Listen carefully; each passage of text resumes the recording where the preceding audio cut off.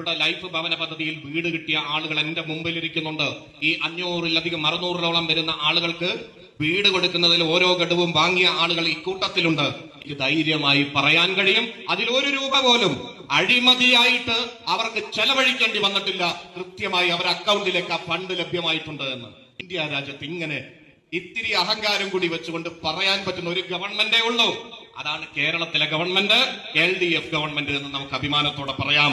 ആനുകൂല്യങ്ങൾ കൃത്യമായി ലഭ്യമാവുകയാണ്.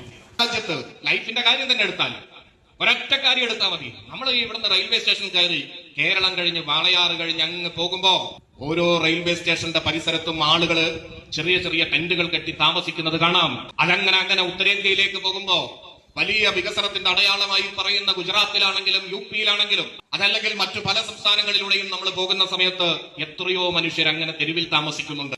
നമ്മുടെ നാട്ടിലും ജോലിക്ക് വന്ന് പലരും അങ്ങനെ താമസിച്ച് തിരിച്ചു പോകാറുണ്ട്. എന്നാൽ അവരോട് ചോദിക്കുക, തിരിച്ചു പോകാൻ ഇടയില്ല, ഒരു സ്ഥലമില്ല, സ്വന്തം വീട് എന്ന് പറയുന്ന സ്വപ്നം പോലും കാണാൻ കഴിയാത്ത സാഹചര്യത്തിലുള്ള മനുഷ്യരാണ് നമ്മുടെ രാജ്യത്തുള്ളത്. ആ സമയത്താണ് സാമ്പത്തിക പ്രതിസന്ധി ഉണ്ടാകുമ്പോഴും കേന്ദ്രം തരാനുള്ളത് തരാതിരിക്കുമ്പോഴും 5.5 ലക്ഷം 6 ലക്ഷം മനുഷ്യരുടെ കണ്ണീരൊപ്പിക്കൊണ്ട് അവർക്ക് വീട് എന്ന സ്വപ്നം യാഥാർത്ഥ്യമാക്കുന്നത്.